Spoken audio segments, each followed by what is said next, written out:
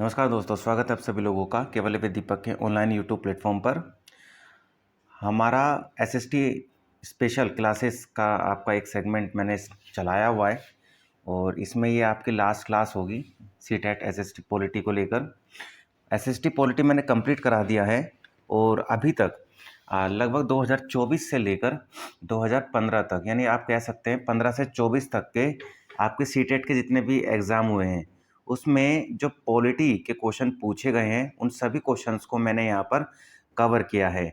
और कवर करने के बाद हम इस वीडियो में हर एक क्वेश्चन को जो आपके प्रीवियस ईयर में आए हुए हैं हम उनको यहाँ सोल्व कराएंगे और आपकी तैयारी को एक मजबूत सफलता की ओर लेके जाएंगे।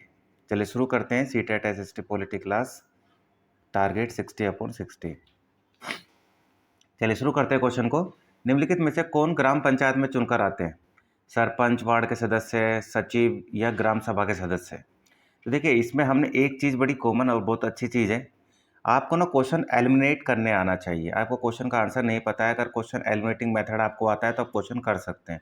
जैसे इसमें ऑप्शन सी है सचिव। सचिव जो है इसको कभी भी अपॉइंट नहीं करा जाता है। सचिव तो एक गवर्नमेंट ऑफिसर होता है, ठीक है। तो सचिव जो है इसको चुना नहीं जाता, यानी ऑप्शन सी आपका गलत है। अगर ऑप्शन सी गलत है तो हमें देखना है हमारे जो 4 ऑप्शन दिए गए हैं 1 2 3 4, इसमें कहाँ कहाँ ऑप्शन सी है। जहाँ ऑप्शन सी है उसको काट दो, वो आपका आंसर नहीं होगा।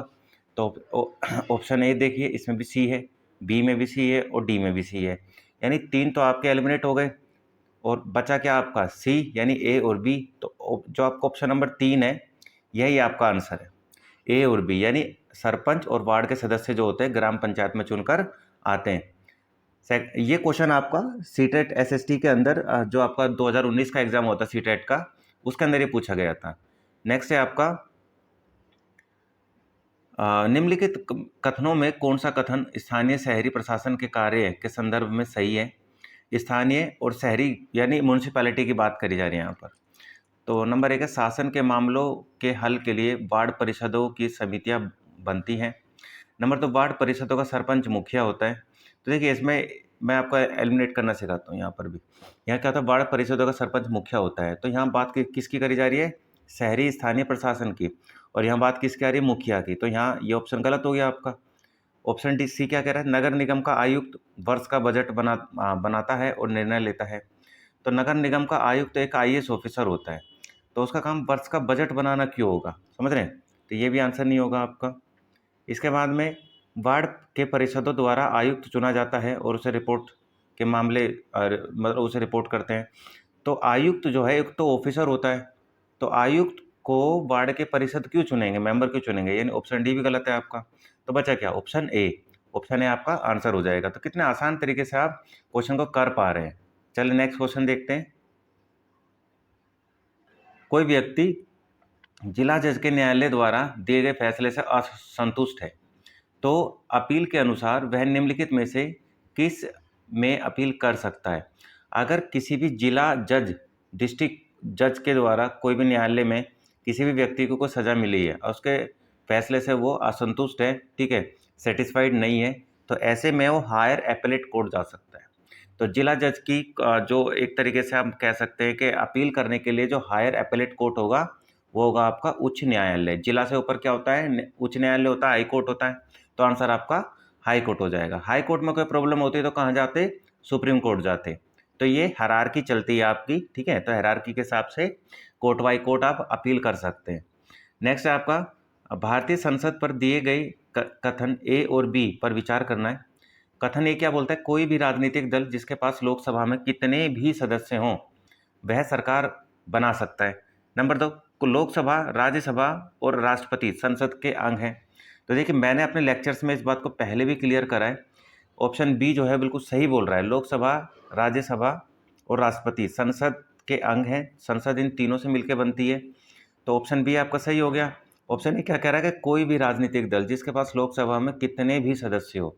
तो कितने भी नहीं, बहुमत होना बहुत ज़रूरी है। लोकसभा के अंदर अगर सरकार बनानी है तो लगभग 273 सीट चाहिए किसी भी पार्टी को सरकार बनाने के लिए। तो यहाँ कितने भी वाला जो गलत हो गया आपका, यानी ऑप्शन ए आपका गलत है। तो यहाँ क्या देखना है कि यहाँ पर ऑप्शन ए किसको गलत बोल रहा है और क्या कह रहा है? और ए और बी दोनों सही है, यानी ये आपका गलत है ना। ए और बी दोनों गलत है, ये भी गलत है आपका। केवल ए सही है, केवल बी सही है, तो केवल ए सही है, यानी ऑप्शन 3 सॉरी और केवल ए सही है, ये भी गलत हो जाएगा क्योंकि बी तो सही है ना हमारा। तो ऑप्शन बी यानी ऑप्शन डी आपका आंसर हो जाएगा, केवल बी सही है, यानी राष्ट्रपति लोकसभा और राज्यसभा संसद के अंग होते हैं। नीचे दिए गए कथन का पठन कीजिए और देखिए इसमें से कौन सा सही या गलत है।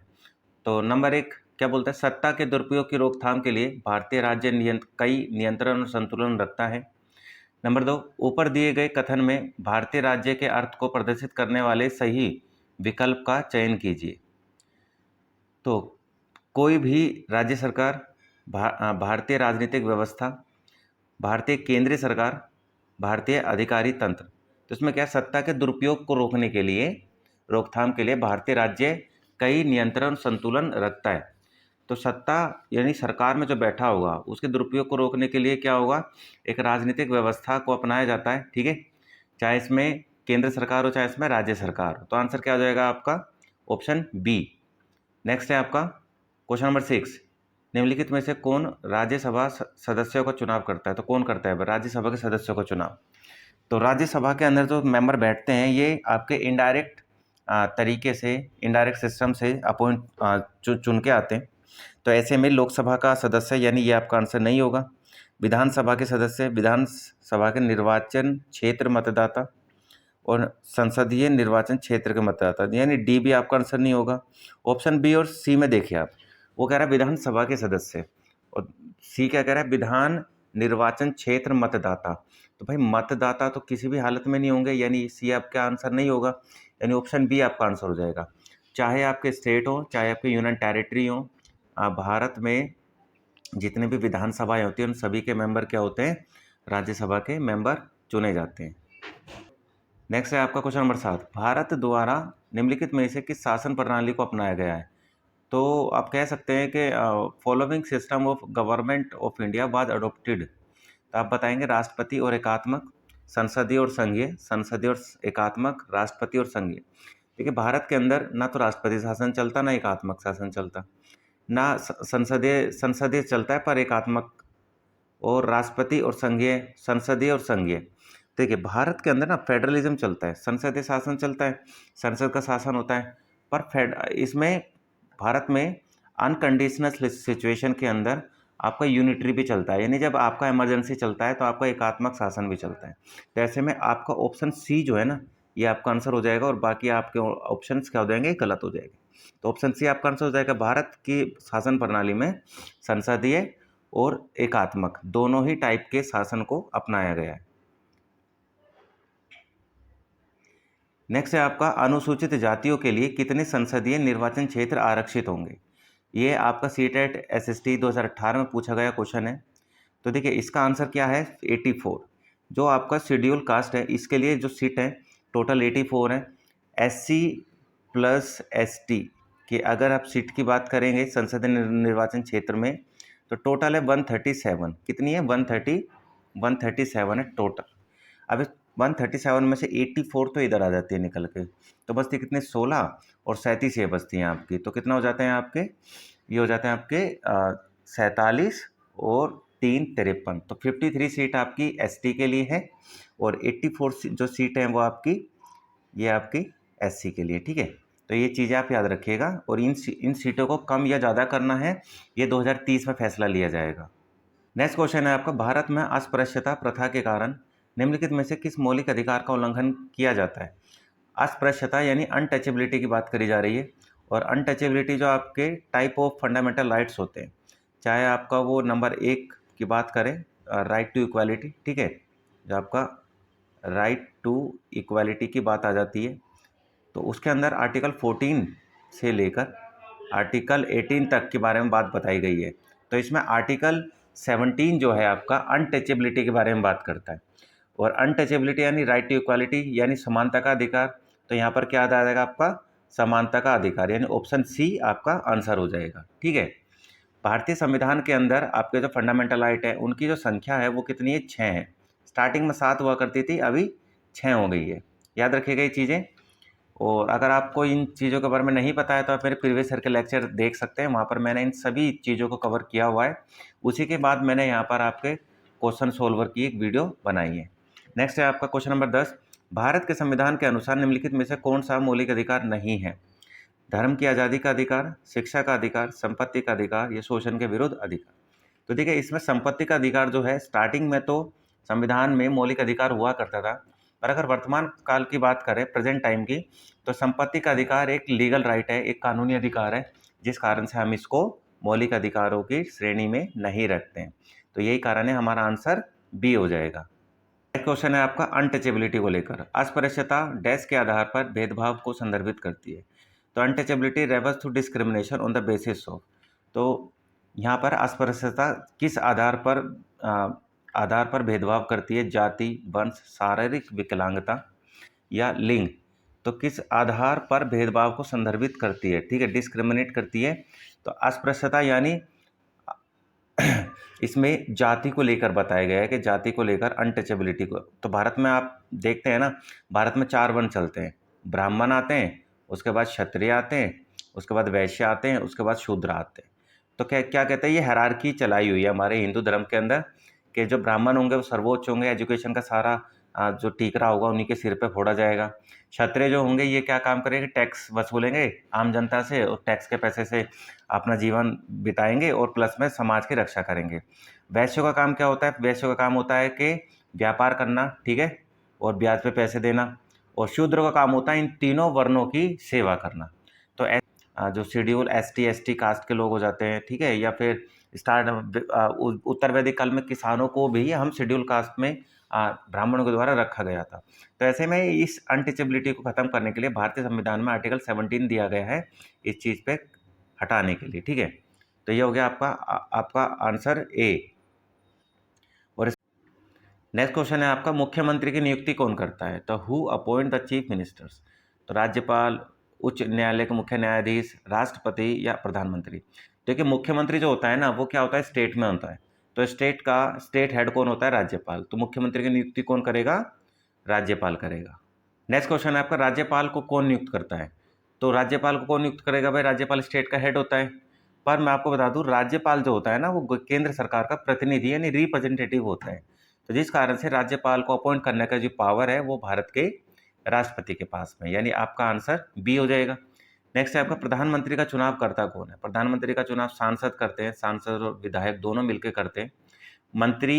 मंत्रियों की परिषद करती है या मुख्यमंत्री करते हैं? देखो, तो प्रधानमंत्री होता है ना, वो लोकसभा के अंदर बैठता है और लोकसभा में होते हैं मंत्री। तो मंत्रियों की जो परिषद होती है ना, मंत्रियों की जो परिषद होती है, ऑप्शन सी, ये आपका आंसर हो जाएगा। यही मिलके प्रधानमंत्री का चुनाव करते हैं। प्रधानमंत्री का इलेक्शन नहीं होता है, ठीक है, आपस में ही लोग अपने में से दल का मुखिया चुन लेते हैं जो कि प्रधानमंत्री कहलाता है। नेक्स्ट है आपका, निम्नलिखित में से किसको भारत का पहला नागरिक कहा जाता है? तो फर्स्ट सिटीजन ऑफ इंडिया जो है भारत के राष्ट्रपति को बोला जाता है, याद रखिएगा आप। नेक्स्ट है आपका क्वेश्चन नंबर 16। क्वेश्चन नंबर 16 क्या बोलता है? निम्नलिखित में से किसी को भारत में राज्य का पहला नागरिक कहा जाता है? तो जिस तरीके से देश का पहला नागरिक first citizen of India Bharat के राष्ट्रपति को बोला जाता है, ठीक उसी प्रकार राज्य के अंदर राज्य का पहला नागरिक जो होता है वो कौन होता है? राज्य का राज्यपाल होता है।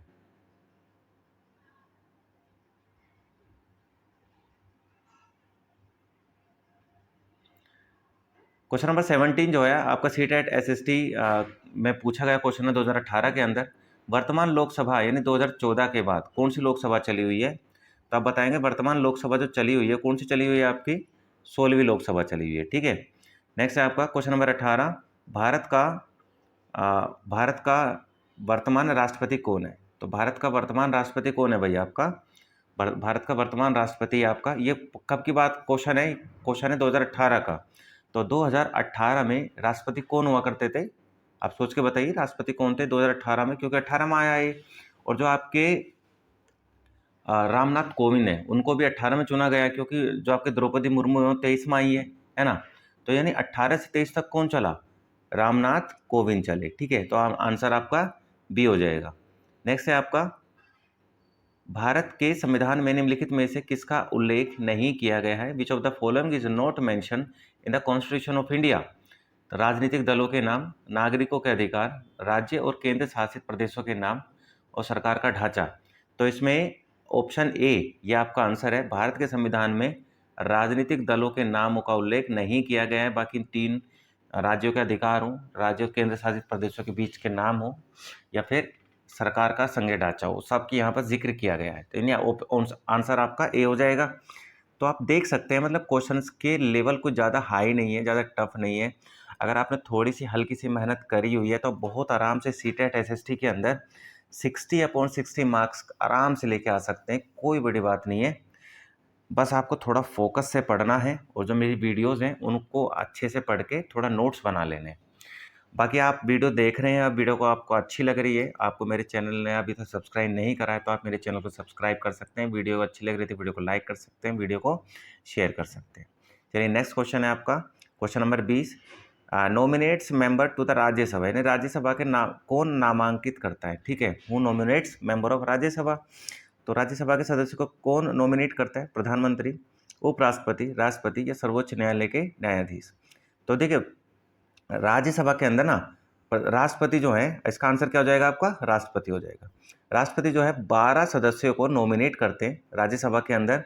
तो नॉमिनेशन की पावर जो है राज्यसभा में 12 सदस्यों को किसके पास में है, भारत के राष्ट्रपति के पास में है। नेक्स्ट क्वेश्चन है आपका क्वेश्चन नंबर 21। निम्नलिखित में से कौन भारत की संविधान सभा का अध्यक्ष था, डॉक्टर राजेंद्र प्रसाद, जवाहरलाल नेहरू, सी राजगोपालाचारी और डॉक्टर बी.आर. अम्बेडकर। तो संविधान सभा का जो अध्यक्ष थे, संविधान सभा के अध्यक्ष किसको चुना गया था, डॉक्टर राजेंद्र प्रसाद को चुना गया था। नेक्स्ट है आपका क्वेश्चन नंबर 22। निम्नलिखित में से कौन भारत का एकमात्र भारतीय गवर्नर जनरल था। तो इसमें थे कौन भारत का एकमात्र भारतीय गवर्नर जनरल रहा आज़ादी के बाद, यानी 1947 में जब हमें आज़ादी मिल गई, अंग्रेज भारत से चले गए, तो एक भारतीय को कुछ समय के लिए भारत का गवर्नर जनरल अपॉइंट किया गया और नाम था उनका सी राजगोपालाचारी, ठीक है। तो आंसर आप याद रखेगा, भारत के पहले भारतीय और अंतिम भारतीय गवर्नर जनरल सी राजगोपालाचारी थे और भारत के अंतिम governor general Lord Mountbatten हुआ करते थे।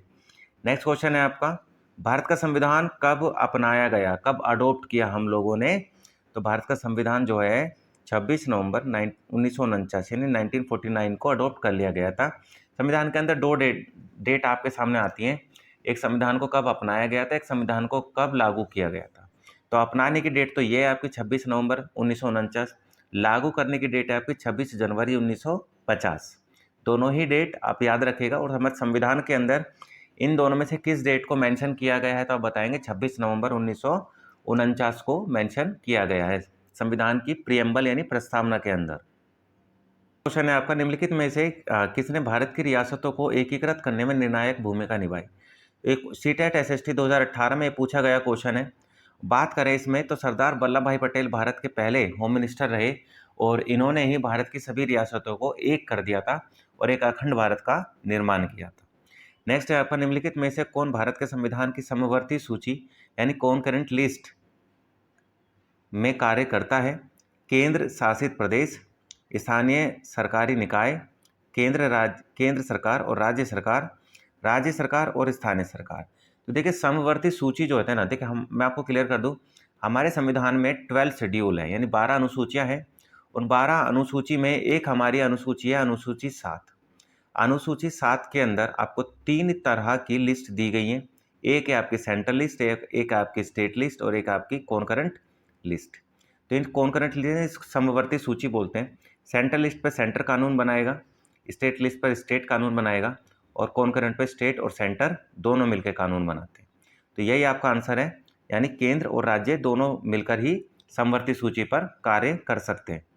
आपका निम्नलिखित में से कौन भारत के संविधान में मसौदा समिति का अध्यक्ष था। डॉक्टर राजेंद्र प्रसाद, जवाहरलाल नेहरू, सी राजगोपालाचारी और डॉक्टर बी.आर. अम्बेडकर। तो यहाँ पर बात हो रही है मसौदा समिति यानी ड्राफ्टिंग कमेटी की। तो ड्राफ्टिंग कमेटी का चेयरमैन यानी हेड कौन था, डॉक्टर बी.आर. अम्बेडकर। तो ड्राफ्टिंग कमेटी के टोटल 7 मेंबर थे, याद रखिएगा, सातों के सातों मेंबर्स का नाम आपको याद रखने हैं। और आपको नाम नहीं पता है तो अब मेरी जो सीटेट एसएसटी पॉलिटी की मैंने वीडियो बनाई हुई है, इसमें आप लेक्चर 1 या लेक्चर 2 देख सकते हैं। लेक्चर 1 में ही आपको शायद मिल जाएगा इसका आंसर, जो मैंने सारी जो आपका बैकग्राउंड ऑफ कॉन्स्टिट्यूशन है, संविधान किस तरीके से बना और कितना समय लगा, कहाँ कहाँ से क्या चीज़ें ली, और government of India act, Indian council act, Morley Minto act, Montagu Chelmsford act, Pitt's India act, regulating act, charter act, इन सभी एक्ट्स पर ऑलरेडी मैं चर्चा कर चुका हूँ। आपने नहीं देखा है तो आप पहले वीडियो को जाके देख लीजिए, उसके बाद आपको क्वेश्चन ऑटोमेटिक समझ में आ जाएंगे। नेक्स्ट क्वेश्चन देखते हैं हम। भारतीय संसद की भूमिका एवं कार्यप्रणाली की समझ को विकसित करने के लिए निम्नलिखित में से कौन सबसे उचित क्रियाकलाप है? तो ये सीटेट एसएसटी 2015 के अंदर पूछा गया क्वेश्चन है। संसद, तो भारतीय संसद की भूमिका व कार्यप्रणाली को समझने के लिए इसमें से कौन सा सबसे अच्छा हो सकता है? संसद के अवरोध पर समाचार पत्र के लेखन पर चर्चा, युवा संसद का आयोजन, विषय वस्तु का पठन और कार्यों व जिम्मेदारियों का प्रवाह आरेख। तो इसमें क्या होता है? भारतीय संसद की भूमिका और कार्यप्रणाली क्या है? कार्यों का और जिम्मेदारियों का प्रवाह आरेख ही आपका, यानी ऑप्शन डी आपका संसद की भूमिका और कार्यप्रणाली की समझ को विकसित करने में मदद करता है। नेक्स्ट है आपका ग्राम सभा के बारे में निम्नलिखित कथनों पर विचार करना है। सीटेट एसएसटी 2015 के अंदर पूछा गया क्वेश्चन। तो ग्राम सभा से रिलेटेड यहाँ क्वेश्चन है भाई, तो हम देखेंगे इसके बारे में। ग्राम सभा का सचिव ग्राम सभा और ग्राम पंचायत की बैठक बुलाने तथा कार्यवाही का आलेख करने के लिए उत्तरदायी होता है। नंबर तो सभी ग्राम पंचायतों की विकास संबंधी योजनाओं का ग्राम सभा में पुनरीक्षण किया जाता है। इसमें कौन सा कथन सही है देखना है हमें। यह जिले में सभी गांव के सरपंचों की बैठक का स्थल है, ठीक है, ग्राम सभा का। और ग्राम सभा सभी ग्राम पंचायतों को धनराशि के वितरण को नियमित करती है। तो ग्राम सभा सभी ग्राम पंचायतों के धनराशि को, देखिए ग्राम सभा जो होती है ना, वो आपके मान लीजिए पूरे जिले में नहीं, आपका जो एक तरीके से आप कह सकते जो आपका जिला पंचायत होती है वो पूरे जिले में एक होती है, पर ग्राम सभा पूरे जिले में एक नहीं होती। तो अगर पूरे जिले में एक नहीं होती है तो यहाँ पर ऑप्शन इसका क्या कह रहा है, ऑप्शन सी क्या कह रहा है, ग्राम सभा सभी ग्राम पंचायतों को धनराशि वितरण करती है। ऑप्शन डी कह रहा है सभी यह जिले में सभी गाँव के सरपंचों की बैठक का स्थल है, यानी ऑप्शन डी आपका गलत है, ऑप्शन डी आपका आंसर नहीं है। इसके बाद ऑप्शन सी क्या कहता है, ग्राम सभा सभी ग्राम पंचायतों को धनराशि के वितरण को नियमित करती है। तो देखिए इसमें जिला पंचायत का काम होगा, इसमें ग्राम पंचायत ग्राम सभा का काम नहीं होगा, यानी ये भी आपका ऑप्शन गलत हो गया। वो सही की बात कर रहा है। तो ऑप्शन ए और बी देखिए, सभी ग्राम पंचायतों की विकास संबंधी योजनाओं का ग्राम सभा में पुनरीक्षण किया जा सकता है। सभी ग्राम पंचायतों की विकास संबंधी योजनाओं का, तो यहाँ भी आपका आंसर नहीं होगा, यानी ये भी आपका गलत हो जाएगा। तो क्या हो जाएगा आपका, ग्राम सभा का सचिव ग्राम सभा और ग्राम पंचायत की बैठक बुलाने तथा कार्रवाई का आलेख करने के लिए उत्तरदायी होता है। आपको ऑप्शन ए हो जाएगा। नेक्स्ट है आपका क्वेश्चन नंबर 29। ये क्या बोलता है भाई, ये बोलता है लोकतंत्र में लोगों की सहभागिता पर दिए गए निम्नलिखित दो कथनों ए और बी पर विचार करना है। नंबर 1, लोकतंत्र में सामाजिक आंदोलन को संगठित करना सरकार और उसके कार्य को चुनौती देने का एक तरीका है। लोकतंत्र में सामाजिक आंदोलन को संगठित करना सरकार के कार्य और उसको चुनौती देने का एक तरीका हो सकता है। नंबर 2, लोकतंत्र सभी लोगों को भागीदार होने की अनुमति देता है, लेकिन समाज के सभी वर्गों के लोग ऐसा करने में समर्थ नहीं होते। ठीक है, तो लोकतंत्र सभी को साथ लेके चलने की बात करता है, यानी आपका ऑप्शन है, ऑप्शन बी दोनों सही हैं। ये आपका आंसर हो जाएगा ऑप्शन ए। ठीक है, नेक्स्ट है आपका निम्नलिखित कथनों में कौन सा कथन लोकतंत्र के संबंध में गलत है। ये भी आपका सीटेट एसएसटी 2015 के अंदर पूछा गया सवाल है। तो लोकतंत्र में नागरिकों को कुछ स्वतंत्रताएं प्राप्त होती है। ठीक है, कौन सा कथन गलत है, तो ये तो बिल्कुल सही है, लोकतंत्र में नागरिकों को कुछ स्वतंत्रताएं प्राप्त होती हैं, ऑलरेडी सही प्राप्त होती हैं। लोकतंत्र में एक शासक के पास देश पर शासन करने की संपूर्ण ताकत होती है। तो लोकतंत्र में एक तरीके से पावर को डिवाइडेशन किया जाता है। ठीक है, यहाँ सहभागिता पर चीज़ें चलती हैं, तो यहाँ पर शासक वर्ग नहीं होता है। तीसरा आपका आंसर बी जो है ये गलत है और यही आपका आंसर है। नेक्स्ट है आपका क्वेश्चन नंबर 31, जनहित याचिका यानी पीआईएल के संदर्भ में नीचे दिए गए कथनों पर विचार करना है। ऑप्शन ए क्या बोलता है इसमें, यह एक ऐसी व्यवस्था है जिसके माध्यम से सरकार के क्रियाकलापों के विषय में आवश्यक जानकारी प्राप्त होती है। नंबर 2, यह एक ऐसी व्यवस्था है जिसके माध्यम से किसी व्यक्ति या संस्था को जिनके अधिकारों का उल्लंघन हुआ है उन्हें न्याय पाने के लिए उच्च न्यायालय या सर्वोच्च न्यायालय में याचिका दायर करने का अधिकार होता है। तो पीआईएल का मतलब क्या होता है, जनहित याचिका। जनहित के संबंध में कोई भी चीज़ हम जनहित सुप्रीम कोर्ट में कोई भी चीज़ याचिका दाखिल कर सकते हैं जिससे सुप्रीम कोर्ट उस पर अपना डिसीजन ले। तो ऐसे में जानकारी तो नहीं मिलती है पीआईएल से हमें, ठीक है, क्योंकि ये आरटीआई की तरह काम नहीं करता है, पर ये आरटीआई ये आपको न्याय दिलाने में मदद जरूर करता है। तो ऐसे में आपका आंसर बी हो जाएगा, यानी आपका इसका क्या हो जाएगा, ए गलत है पर बी आपका सही है, यानी आपका ऑप्शन सेकंड आपका आंसर है। नेक्स्ट क्वेश्चन है आपका, संसद के प्रश्नकाल सत्र के संबंध में ए और बी दो कथन दिए गए, इस पर हमें विचार करना है, देखना कौन सा सही और कौन सा गलत है। तो ये भी आपका सीटेट एसएसटी 2015 के अंदर पूछा गया सवाल है भाई। तो संसद सरकार के कामकाज के बारे में जानकारी प्राप्त करते हैं, सांसद जो हैं संसद सरकार के कामकाज के बारे में जानकारी प्राप्त करती है। यह एक ऐसी व्यवस्था है जिसमें कार्यकारिणी विधायिका को नियंत्रित करती है। तो इसमें क्या है, इसका प्रश्नकाल के बारे में बात हो रही है जो कि 11 से 12 के बीच में चलता है। तो संसद सरकार के कामकाज के बारे में जानकारी प्राप्त कर सकती है, प्रश्नकाल से बिल्कुल कर सकती है, जो सांसद होते हैं, ठीक है। यह एक ऐसी व्यवस्था है जिसमें कार्यकारिणी विधायिका को नियंत्रित करती है। कार्यकारिणी क्या होता है आपका, कार्यकारिणी आपका आप कह सकते हैं कि आपका लोकसभा है, और विधायिका विधायिका जो है आपका जिसमें सरकार आ जाती है, राष्ट्रपति आ जाते हैं, आपके मंत्रिपरिषद आ जाती है, और आपका महान्यायवादी आ जाते हैं, तो इसको विधायिका बोलते हैं। तो ये एक ऐसी व्यवस्था है जिसमें कार्यकारिणी विधायिका को नियंत्रित करती है। तो बिल्कुल सही बात है, विधायिका को नियंत्रित करने का काम कार्यकारिणी ही करती है, ठीक है। यानी आपका आंसर क्या हो जाएगा, ए और बी दोनों सही हैं, ठीक है। तो इसमें क्या हो जाएगा, ऑप्शन ए आपका आंसर हो जाएगा। क्वेश्चन नंबर 33 क्या बोलता है आपका, न्यायिक समीक्षा पर दिए गए निम्नलिखित दो कथनों ए और बी पर विचार कीजिए। न्यायिक समीक्षा ने जुडिशियल रिव्यू की यहाँ बात हो रही है। तो जुडिशियल रिव्यू में क्लियर कर दूँ आपका, ये यूएस एक कॉन्स्टिट्यूशन से लिया गया है, ठीक है। जुडिशियल रिव्यू इसके बारे में देखते हैं। संसद द्वारा पारित किया गया कोई भी कानून संविधान के आधारभूत ढांचे का उल्लंघन करता है तो न्यायपालिका ऐसे कानून को रद्द कर सकती है। नंबर 2, कोई विधेयक न्यायपालिका के द्वारा पास किए गए बिना कानून नहीं बन सकता है। तो ये भी सही है, कोई विधेयक तो इसमें ऑप्शन ए क्या बोलता है, संसद के द्वारा कोई भी कानून अगर पारित किया जाता है, बनाया जाता है, अगर वो संविधान के आधारभूत ढांचे का उल्लंघन करता है तो न्यायपालिका ऐसे कानून को रद्द कर सकती है, ठीक है। और कोई विधेयक न्यायपालिका द्वारा पास किए गए बिना कानून नहीं बन सकता, यानी देश में कानून बनाने का जो राइट है ना, वो सिर्फ और सिर्फ संसद का है।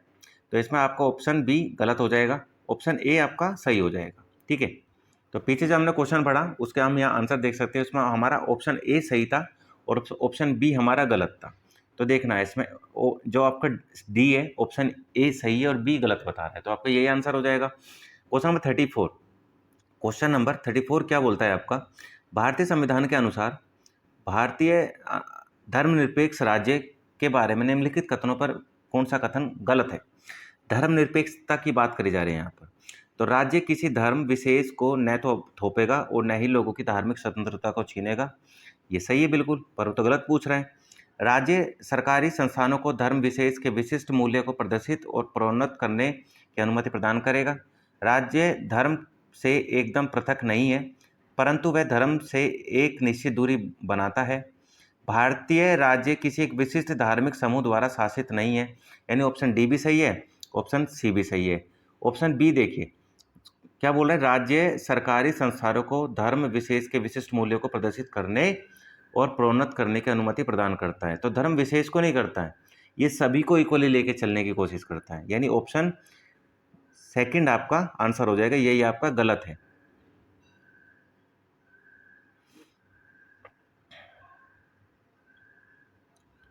क्वेश्चन नंबर 35 क्या बोलता है, भारतीय राज्य की सरकार किस प्रकार की सरकार है। तो भारतीय राज्य में किस प्रकार की सरकार चलती है भाई, पूंजीवादी, अध्यक्षात्मक, साम्यवादी या लोकतांत्रिक। तो भारत में लोकतांत्रिक सरकार चलती है, यानी ऑप्शन सी आपका आंसर हो जाएगा। इसके बाद में क्वेश्चन नंबर 36 क्या बोलता है आपका, क्वेश्चन नंबर 36 बोलता है निम्नलिखित कथनों पर ध्यान दें और लोकतंत्र में संचार माध्यम की भूमिका का चयन करें। नंबर 1 क्या बोलता है, इसे समाचार के माध्यम से नागरिकों को सूचना पहुंचानी चाहिए। इसमें लोकतंत्र की बात करी जा रही है, संचार माध्यम में समाचार के माध्यम से नागरिकों को सूचना पहुंचानी चाहिए। इसे विज्ञापन के दृष्टिकोण को समाचार कार्यक्रमों के माध्यम से देनी चाहिए। इसे हर दृष्टिकोण की चर्चा करनी चाहिए। तो यहाँ पर लोकतंत्र के संचार माध्यम की बात करी जा रही है, तो ऑप्शन सी आपका एकदम करेक्ट है, हर दृष्टिकोण की बात करनी चाहिए यहाँ पर, यानी ऑप्शन बी जो आपका क्वेश्चन, ये ऑप्शन जो नंबर 3 है ये आपका गलत हो जाएगा, क्योंकि सी इसमें है ही नहीं। अब इसमें देखना है कि इसे व्यापक इसे विज्ञापन के दृष्टिकोण को समाचार पत्रों को माध्यम से देनी चाहिए। इसे समाचार के माध्यम से नागरिकों को सूचना पहुंचानी चाहिए। तो लोकतंत्र में जो संचार माध्यम होता है, संचार किसी भी तरीके से हो सकता है। आपका विज्ञापन के आधार पर हो सकता है, आपका समाचार के आधार पर हो सकता है, दोनों ही आधार पर हो सकता है। तो ऐसे में आपका आंसर क्या हो जाएगा? आपका अगर बी, आपका ए जो है इसमें क्या कह रहा है, सिर्फ और सिर्फ समाचार के माध्यम से, यानी ये आपका गलत हो जाएगा। तो आपका क्या बचेगा? बी और सी, यानी बी और सी आपका आंसर, यानी ऑप्शन डी आपका आंसर हो जाएगा।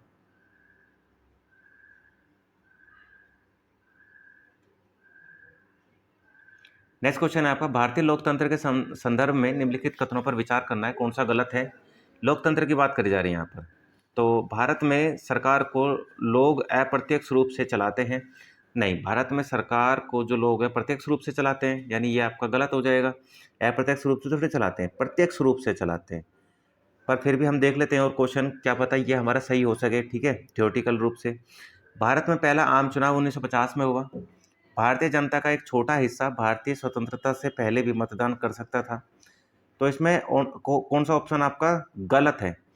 तो इसमें अगर सटीक आंसर की बात करूं तो सटीक आंसर आपका सेकंड हो जाएगा। भारत में पहला आम चुनाव जो है 1951-52 में हुए हैं, ना कि 1950 में हुए हैं। यानी आपका आंसर कौन सा गलत है इसके अंदर? लोकतंत्र के मामले में आपका बी गलत हो जाएगा, ये आपका आंसर हो जाएगा। क्वेश्चन नंबर 38 क्या बोलता है? ये जो आपका क्वेश्चन नंबर 38 है, ये आपका ऑप्शन 4 है, ठीक है। ये गलती से यहाँ पर 38 लिखा गया है, ये ऑप्शन 4 में काउंट होगा आपका, ठीक है। इसके बाद हम जो क्वेश्चन नंबर 38 देखेंगे, वो 38 आपका यहाँ से चालू होगा। यानी भारत में ग्राम पंचायत कितने वर्षों के कार्यकाल के लिए चुनी जाती है? तो क्वेश्चन नंबर 38 ये वाला हो जाएगा आपका। तो कितने वर्षों के लिए ग्राम पंचायत चुनी जाती है? 5 वर्षों के लिए। ग्राम पंचायत का चुनाव जो है 5 वर्षों के लिए होता है, और ये सीटेट SST 2020 के अंदर पूछा गया सवाल है। नेक्स्ट है आपका, भारतीय संविधान की व्याख्या का अंतिम जो अंतिम अधिकार है वो किसका है? तो भारत में संविधान की अगर व्याख्या करनी है, ठीक है, डेफिनेशन देनी है कॉन्स्टिट्यूशन की, तो अंतिम जो अधिकार है वो भारत की न्यायपालिका के पास होता है। तो यही होता है संविधान का गार्जियन। तो गार्जियन ऑफ इंडियन कॉन्स्टिट्यूशन तो आप बताएंगे supreme court of India.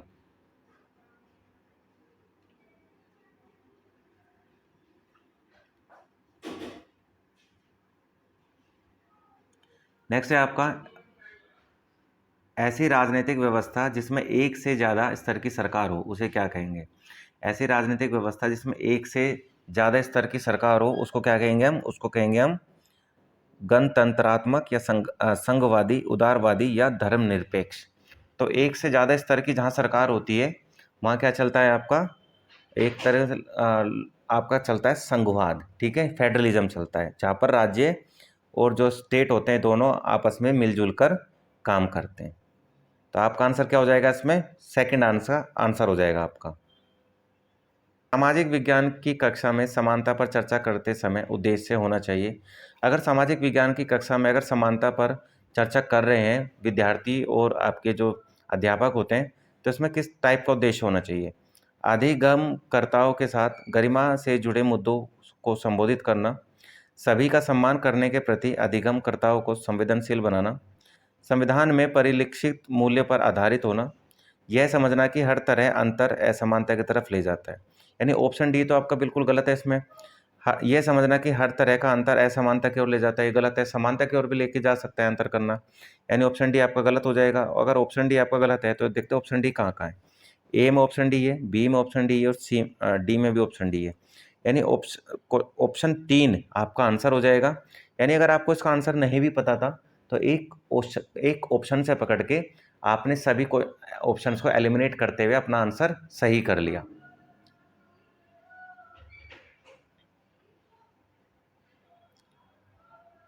Next है आपका क्वेश्चन नंबर 42। ये आपका सीटेट SST 2023 में पूछा गया है, और आपका सेट ई जो था उसके अंदर ये सवाल आया हुआ था, और आगे इसके बाद जो भी सवाल आएंगे सेट ई से ही रिलेटेड होंगे और 2023 से रिलेटेड। निम्नलिखित मूल्यांकन संबंधी प्रश्न पर विचार कीजिए। लोकतंत्र में कौन किन किन तरीकों से भागीदारी कर सकता है? विद्यार्थियों द्वारा दिए गए कुछ उत्तरों का यहाँ पर तर्क दिया गया है, उसमें देखना है, ठीक है। लोकतंत्र में किन किन तरीकों से भागीदारी हो सकती है? कौन सा उत्तर विद्यार्थियों के प्रश्न को समझने और एक समावेशी विषयानुकूल उत्तर देने की क्षमता रखता है? तो इसको ऑप्शन देख लेते हैं भाई, ठीक है।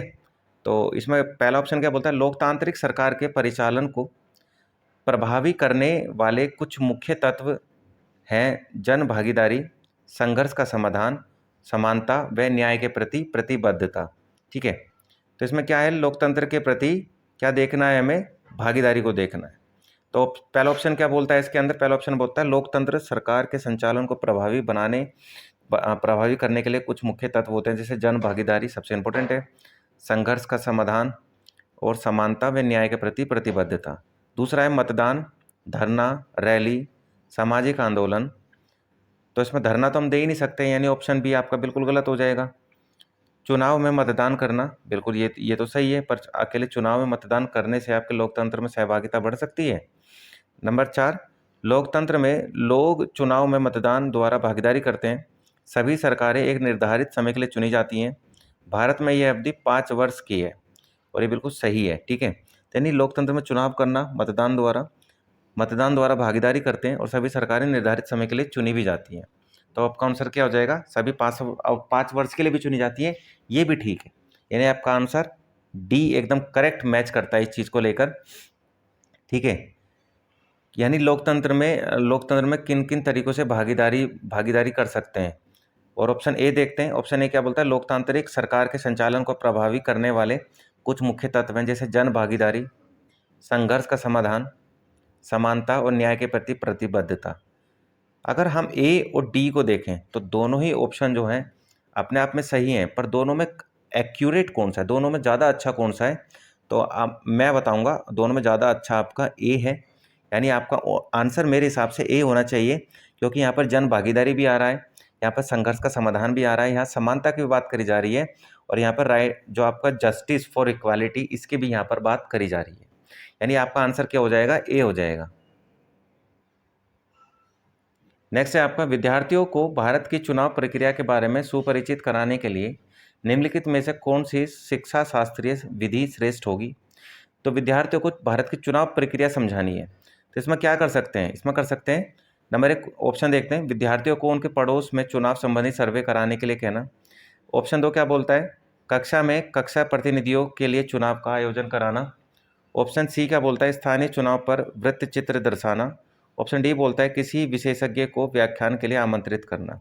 तो इसमें क्या हो जाएगा, कक्षा में कक्षा प्रतिनिधियों के लिए चुनाव का आयोजन कराना आपका भारत में लोकतांत्रिक तरीके को अच्छे तरीके से एक तरीके से डिफाइन करता है। तो यानी ऑप्शन आपका सेकंड आपका आंसर हो जाएगा।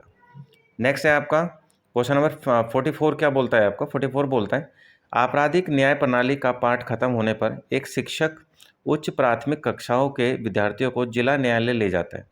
यह अवलोकन निम्नलिखित में से कौन सा उद्देश्यों को पूरा करता है। नंबर 1, न्यायालयों के प्रकार यानी उनका जो कार्य होता है उनका अनुभव करना, वकीलों, न्यायाधीशों और कर्मचारियों की भूमिका पर बातचीत करना।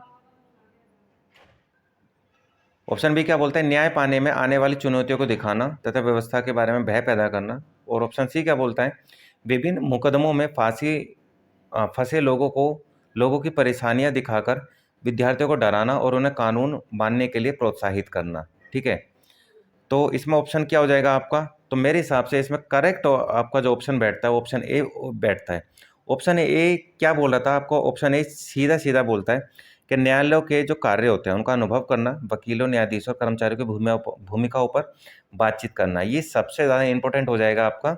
इस कारण से आपका आंसर क्या हो जाएगा, डी 4 यानी ऑप्शन ए आपका आंसर हो जाएगा। ठीक है, 45 क्या बोलता है, 45 बोलता है, विद्यार्थियों की भारतीय संघवाद की समझ व सराहना की जांच के लिए निम्नलिखित में से कौन सा कथन मूल्यांकन जो है प्रश्न सबसे ज़्यादा इंपॉर्टेंट हो सकता है विद्यार्थियों की भारतीय संघवाद की समझ को बढ़ाने के लिए।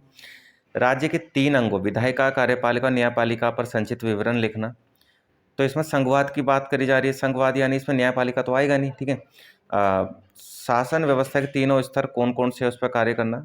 आपके विचार में क्या होता है कि हमारी राज्य और स्थानीय शासन व्यवस्था नहीं होती और सभी फैसले केंद्र के द्वारा लिए जाते। और संघवाद को परिभाषित करना यानी राज्य व्यवस्था के 3 स्तर कौन कौन से हैं और उनके क्या कार्य हैं वो अच्छे से समझाना, यही होगा आपका भारतीय संघवाद की समझ और सराहना करना। यानी ऑप्शन सेकंड आपका आंसर हो जाएगा। नेक्स्ट है आपका क्वेश्चन नंबर 46, मूल्यांकन संबंधी निम्नलिखित प्रश्न पर विचार करना है। एक लोकतांत्रिक देश को संविधान की जरूरत क्यों होती है? तो इस पर देखना है भाई क्यों होती है।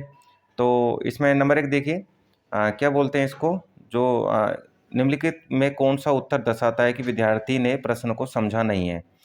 संविधान यह सुनिश्चित करता है कि कोई प्रबल समूह अशक्त समूहों पर अपनी शक्ति का प्रयोग ना करे। इसमें लोकतांत्रिक देश की बात करना है। ऑप्शन बी सेकंड क्या बोलता है, भारतीय संविधान, विद्यार्थी क्या बोलता है, संविधान हमें एक नियमावली देता है जिसके आधार पर एक देश का शासन किया जाता है। ठीक है, यानी ऑप्शन ए ऑप्शन बी दोनों सही है। तो इसमें जो विद्यार्थी को समझ में नहीं आएगा, इसमें तो है नहीं ऐसा कुछ। डी क्या बोलता है, संविधान में वे नियम समाविष्ट हैं जो सुनिश्चित करते हैं कि अल्पसंख्यक उस किसी भी चीज़ से वर्जित न हो जो बहुसंख्यकों को मिले हुए।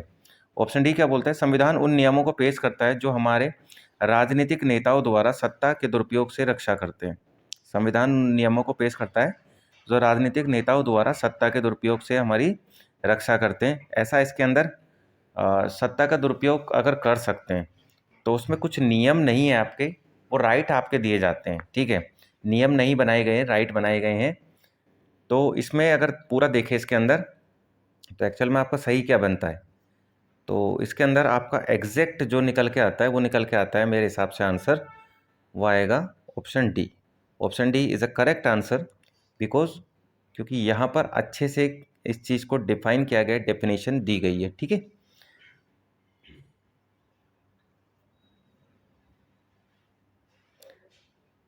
नेक्स्ट है आपका क्वेश्चन नंबर 47। ये 2023 सीटेट एसएसटी के अंदर पूछा गया है। निम्नलिखित कथनों को पढ़िए और उनका विकल्प चुनिए। अभिकथन ये क्या बोलता है, संघीय व्यवस्था भारत में सांस्कृतिक विविधताओं की आवश्यकताओं तथा मांगों का पालन करती है। संघीय व्यवस्था भारत में सांस्कृतिक विविधताएं, ठीक है, और उनकी आवश्यकताएं और उनकी मांगों का पालन करती है। नंबर 2, यह देश में अभिशासन के बहुलित चरण स्थापित करती है। संघीय व्यवस्था की बात करी जा रही है। ठीक है, तो इसमें है क्या, तो देश में अभिशासन के बहुलित चरण, यानी आपको पता है भारत में संघीय व्यवस्था जो है तो सरकार 3 हिस्सों में डिवाइड होती है, सेंटर, स्टेट एंड जो आपकी ग्राम सभाएं होती हैं। तो इसमें आर तो बिल्कुल अच्छे से सही बात है। ठीक है, पर इसमें ये क्या कह रहे हैं, संघीय व्यवस्था भारत में सांस्कृतिक विविधताओं की आवश्यकताओं तथा मांगों का पालन करती है। तो इसमें देखिए सांस्कृतिक विविधताओं की रक्षा करती है, आवश्यकताएं जो होती हैं उनका पूरा करती है। ठीक है, और मांग जो होती है उनका पालन नहीं करती है, उनके लिए कानून बनाने का काम करती है। तो आप कह सकते हैं कि ए और बी दोनों सही हैं, पर आर जो है वो ए की सही व्याख्या नहीं करती है। ठीक है, यानी ऑप्शन डी सेकंड आपका आंसर हो जाएगा।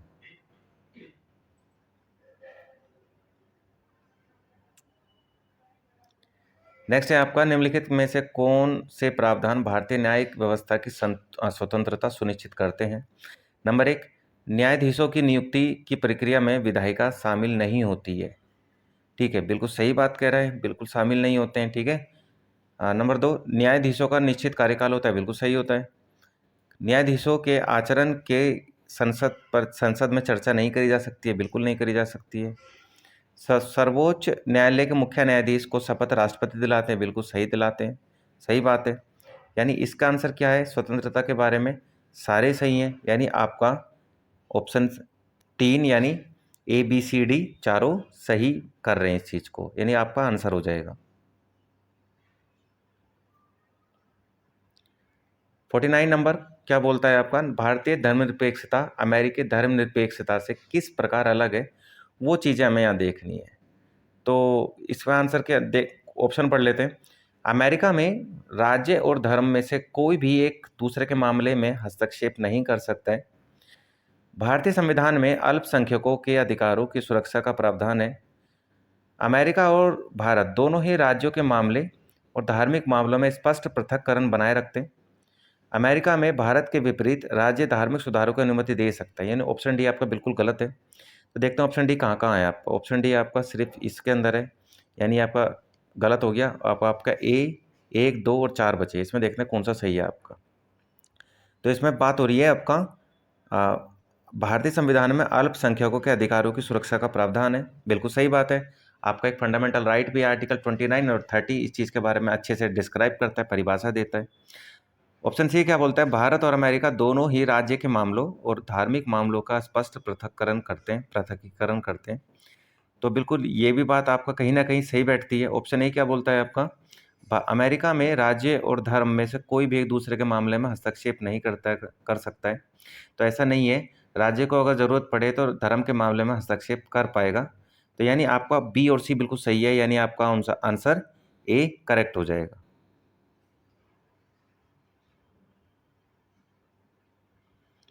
क्वेश्चन नंबर 50 क्या बोलता है आपका, सभी व्यक्ति कानून की दृष्टि में समान है। इसका एग्जैक्ट मीनिंग हमें यहाँ देखना है। तो सभी व्यक्ति कानून की नज़रों में समान है, ठीक है। तो इसमें ऑप्शन ए क्या बोलता है, सभी नागरिकों को अपने सामाजिक आर्थिक स्तर के जो समान कानून पालन करना होगा।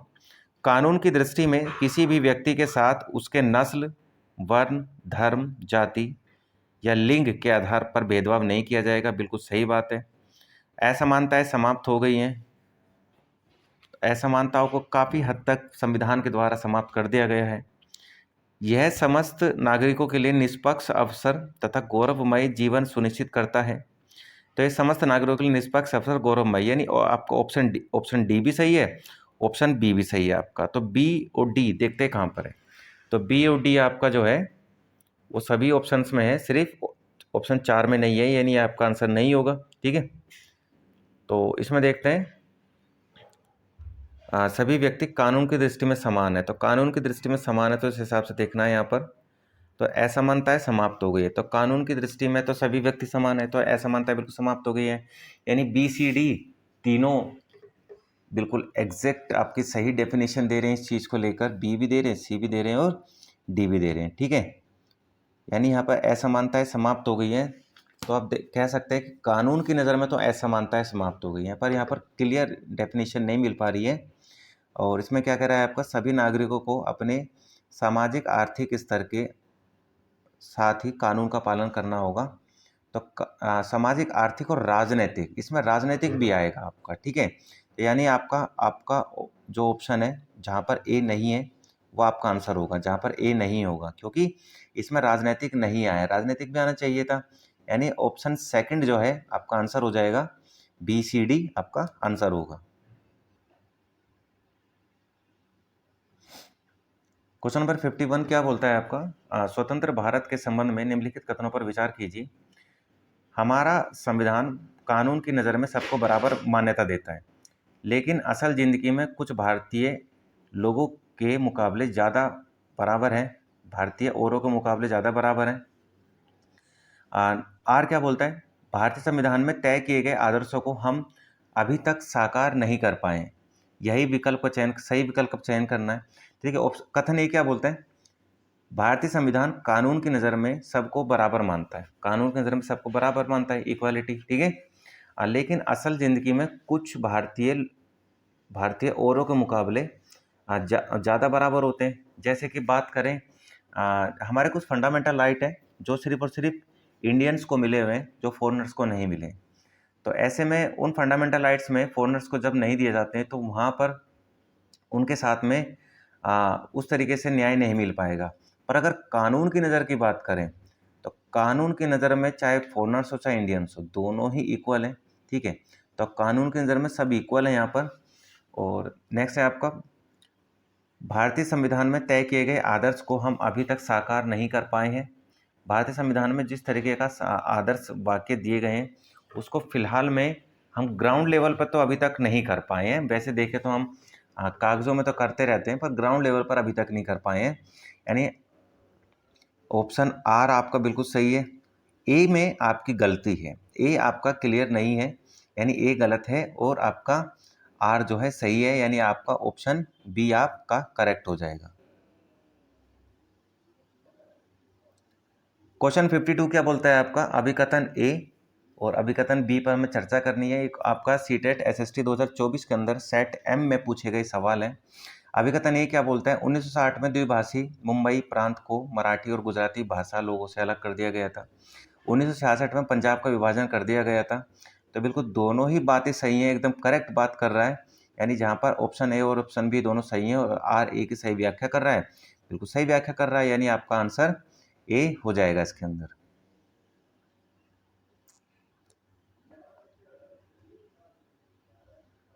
क्वेश्चन नंबर 53 क्या बोलता है? भारतीय धर्मनिरपेक्षता में राज्य धर्म के संदर्भ में एक सैद्धांतिक दूरी बना के रखता है। इसका अर्थ क्या हो सकता है? संविधान में दिए गए आदर्शों के आधार पर राज्य धार्मिक मामलों में हस्तक्षेप कर सकता है।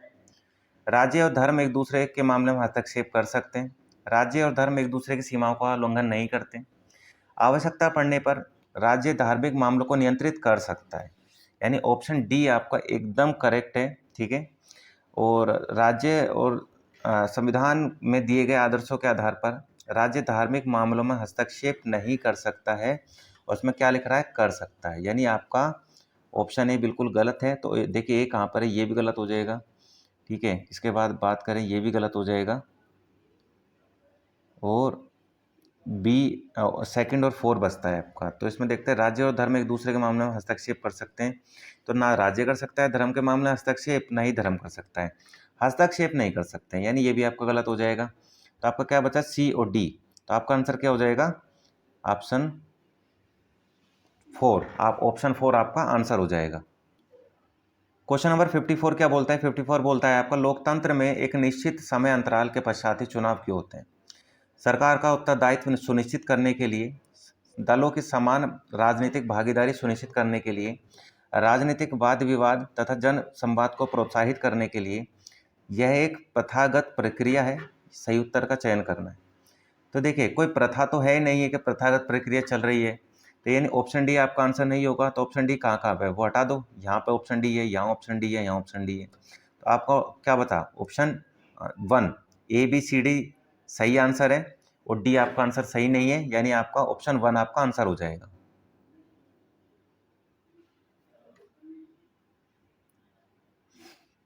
क्वेश्चन नंबर 54 किस चीज के बारे में बात करता है? भारतीय संविधान धार्मिक और भाषाई अल्पसंख्यकों की सुरक्षा का प्रावधान मौलिक अधिकारों से करता है। तो ये बिल्कुल सही बात है। आर्टिकल 29 और आर्टिकल 30 इस चीज़ के बारे में एग्जैक्ट क्लियर वर्ड्स में बात करता है। तो यह बहुसंख्यकों द्वारा किसी तरह के भेदभाव से अल्पसंख्यकों की सुरक्षा करता है। यह बहुसंख्यकों द्वारा संभाव्य सांस्कृतिक प्रभुत्व के समक्ष अल्पसंख्यकों की सुरक्षा करता है। यह अल्पसंख्यकों के हितों की सुरक्षा करता है। यह अल्पसंख्यकों के आर्थिक अवसरों की गारंटी प्रदान करता है। आर्थिक, सामाजिक और राजनीतिक गारंटी, सभी गारंटी प्रदान करता है। यानी आपका ABC सही होगा, आपका डी सही नहीं होगा, यानी आपका आंसर वन हो जाएगा। क्वेश्चन नंबर 55 क्या बोलता है? दो मौलिक अधिकार जिनकी मांग पर हास्यकृत समूह बल दे सकते हैं ताकि उनके साथ भी गरिमामय और समानता का व्यवहार किया जा सके। तो इसमें ऑप्शन क्या क्या दिए गए? समानता का अधिकार, सांस्कृतिक और शैक्षणिक अधिकार, शोषण के विरुद्ध अधिकार और स्वतंत्रता का अधिकार। तो इसमें से दो मौलिक अधिकार हमें ढूंढने हैं जो हास्यकृत समूह पर बल देते हैं, जो ऐसे समूह जो बिल्कुल नीचे गिर चुके हैं उनके गरिमामय और समानता के व्यवहार की बात करते हैं।